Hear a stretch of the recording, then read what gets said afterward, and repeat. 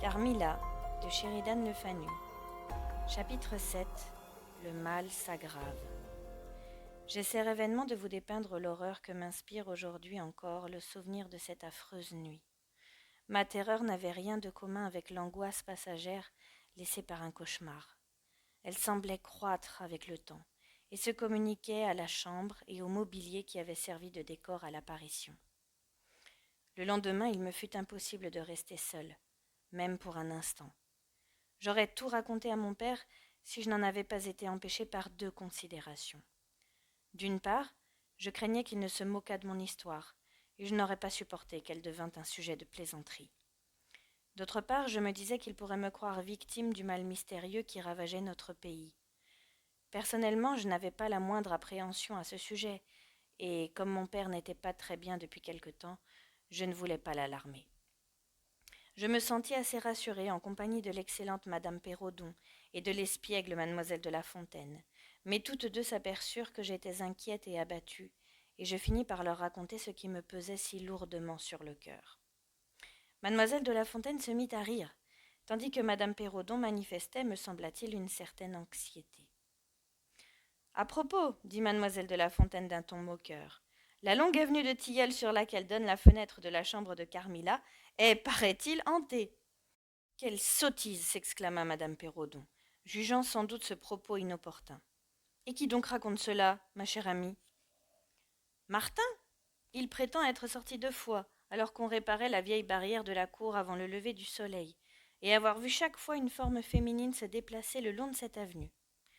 Cela n'a rien de surprenant, étant donné qu'il y a des vaches à traire dans les prés au bord de la rivière. Sans doute, mais Martin juge bon d'avoir peur, et je n'ai jamais vu un imbécile à ce point terrifié. Il ne faut pas souffler mot de tout ceci à Carmilla, déclarai-je, car elle voit cette avenue d'un bout à l'autre depuis sa fenêtre, et elle est, si possible, encore plus poltronne que moi. Ce jour-là, mon amie descendit beaucoup plus tard que de coutume. « J'ai eu affreusement peur la nuit dernière, me dit-elle dès que nous fûmes seuls ensemble. Et j'aurais vu, j'en suis certaine, une chose effroyable, si je n'avais pas eu le talisman que j'ai acheté à ce pauvre petit bossu contre lequel j'ai proféré des paroles si dures. Après avoir rêvé qu'une forme noire faisait le tour de mon lit, je me suis réveillée au comble de l'horreur, et j'ai vraiment cru distinguer pendant quelques secondes une silhouette sombre près de la cheminée. Alors j'ai cherché à tâtons mon talisman sous l'oreiller, et dès que je l'ai eu touché de mes doigts, l'apparition s'est évanouie. Mais je te le répète, je suis sûre que si je n'avais pas eu ce charme auprès de moi, une effroyable créature aurait surgi et m'aurait peut-être étranglée, comme elle a étranglé ces pauvres femmes dont nous avons entendu parler. À présent, écoute-moi, lui dis-je, et je lui racontai mon aventure, dont le récit parut l'épouvanter. « Avais-tu le talisman près de toi ?» me demanda-t-elle vivement. « Non, je l'avais jeté dans un vase de porcelaine dans le salon. Mais je ne manquerai pas de le prendre avec moi cette nuit, puisque tu crois si fort en son pouvoir. » Après tant d'années, je ne saurais dire, ou même comprendre, comment je parvins à surmonter mon horreur au point de coucher seule cette nuit-là dans ma chambre. Je me rappelle nettement que j'épinglais le talisman à mon oreiller. Je sombrai presque aussitôt dans le sommeil, et je dormis encore plus profondément que d'habitude. La nuit suivante fut aussi tranquille. Je goûtai à nouveau un repos délicieux et sans rêve. Mais à mon réveil, j'éprouvai une sensation de lassitude et de mélancolie qui, cependant, était assez douce pour provoquer en moi une espèce de volupté. « Je te l'avais bien dit, déclara Carmilla lorsque je lui eus décrit mon paisible sommeil. Moi-même, j'ai dormi divinement la nuit dernière. J'avais épinglé le talisman à ma chemise, car l'autre nuit il était encore trop loin pour moi. Je suis certaine que nous avons tout imaginé, à l'exception des rêves eux-mêmes. Autrefois, je croyais que les mauvais esprits engendraient les rêves, mais notre médecin m'a affirmé qu'il n'en était rien. C'est simplement, m'a-t-il dit, une fièvre ou une maladie qui frappe à notre porte, comme cela arrive souvent, et qui, ne parvenant pas à entrer, passe son chemin en nous laissant cette inquiétude. Et selon toi, en quoi consiste ce talisman ? On a dû lui faire subir des fumigations, ou bien le plonger dans quelque drogue, et c'est un antidote contre la malaria. Dans ce cas, il n'agit que sur le corps. Bien sûr, crois-tu donc que les mauvais esprits se laissent effrayer par des bouts de ruban ou des parfums de droguistes ? Non, ces maux qui errent dans les airs commencent par attaquer les nerfs, puis gagnent le cerveau. Mais avant qu'ils puissent s'emparer de tout notre être, l'antidote les repousse. Voilà, J'en suis certaine, ce que le talisman a fait pour nous. Il n'y a là rien de magique, c'est tout simplement naturel. Je me serais sentie plus heureuse si j'avais pu partager entièrement cette opinion de Carmilla.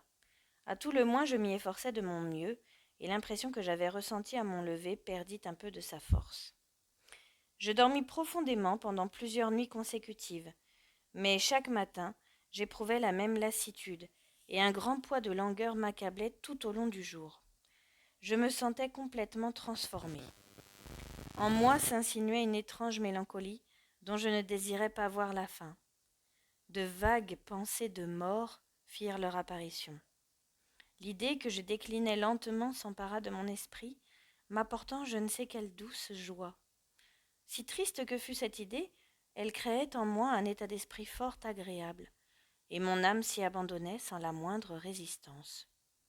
Je refusais d'admettre que j'étais malade, je ne voulais rien dire à mon père, ni faire venir le médecin. Carmilla me témoignait plus d'attachement que d'habitude, et ces étranges paroxysmes d'adoration languide se faisaient plus fréquents. À mesure que mes forces et mon entrain déclinaient, elle me dévorait du regard avec une ardeur croissante. Ceci ne manquait jamais de me bouleverser comme une crise fulgurante de folie passagère. Sans m'en rendre compte, je me trouvais à un stade assez avancé de la plus bizarre maladie qui eût jamais affligé un être humain. Ces premiers symptômes avaient exercé sur moi une fascination inexplicable qui me permettait d'accepter la débilité physique dont je souffrais à présent.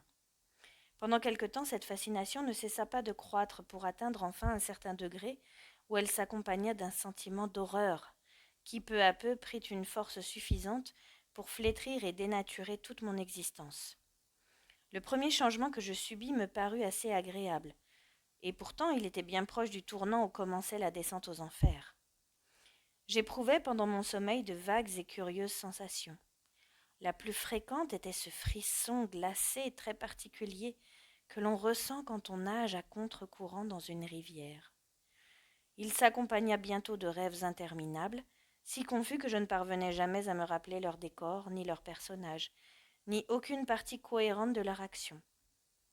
Mais il me laissait une impression affreuse, ainsi qu'une sensation d'épuisement, comme si j'avais passé par une longue période de danger et de grande tension mentale. À mon réveil, à la suite de ces rêves, je gardais le souvenir de m'être trouvée dans un lieu plein de ténèbres et d'avoir conversé avec des êtres invisibles. Je me rappelais tout particulièrement une voix féminine très distincte, lente, au timbre grave, qui semblait venir de fort loin et ne manquait jamais de m'inspirer une indicible terreur solennelle. Parfois, je sentais une main glisser lentement sur ma joue et sur mon cou. Parfois encore, des lèvres brûlantes couvraient mon visage de baisers qui se faisaient plus appuyés et plus amoureux à mesure qu'ils atteignaient ma gorge, où se fixaient leurs caresses. Les battements de mon cœur s'accéléraient, je respirais plus vite et plus profondément.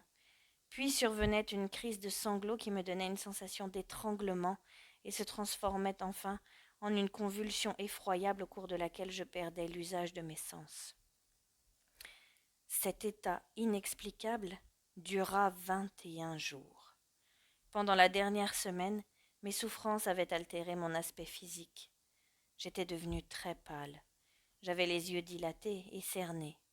L'extrême lassitude que je ressentais depuis si longtemps commençait à se manifester sur mon visage.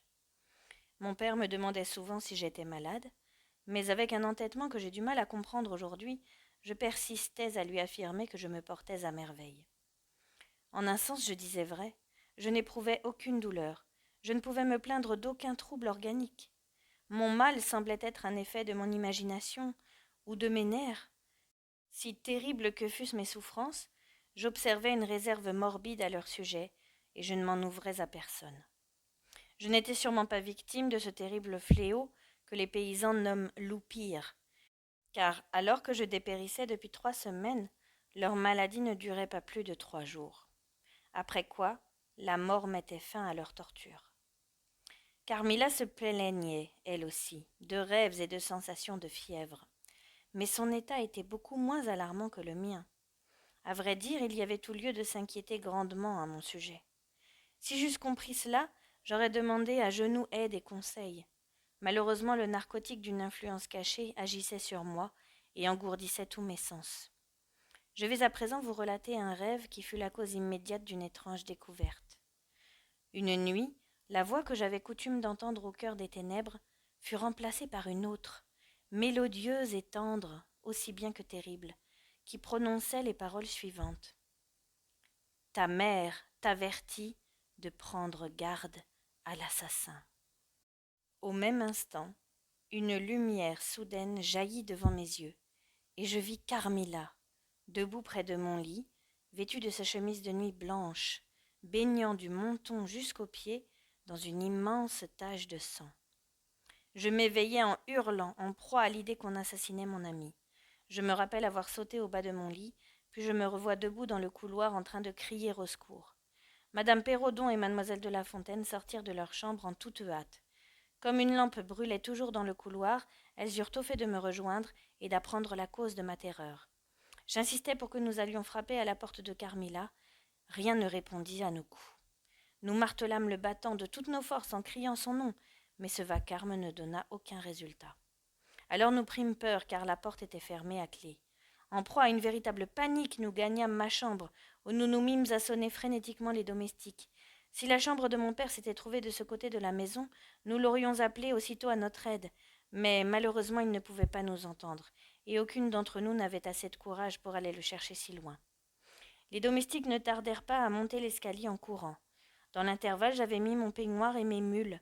Mes compagnes étaient déjà équipées de la même façon. Quand nous eûmes reconnu les voix de nos gens dans le couloir, nous sortîmes toutes les trois. Après que nous eûmes renouvelé en vain nos appels devant la porte de Carmilla, j'ordonnai aux hommes de forcer la serrure. Dès qu'ils m'eurent obéi, nous restâmes dans l'encadrement de la porte, tenant nos lampes à bout de bras, et nous regardâmes dans la chambre. Nous criâmes encore une fois le nom de Carmilla, sans obtenir de réponse. Puis nous examinâmes la pièce. Elle était exactement dans l'état où je l'avais laissée après avoir dit bonsoir à mon amie. Mais celle-ci avait disparu. Fin du chapitre 7.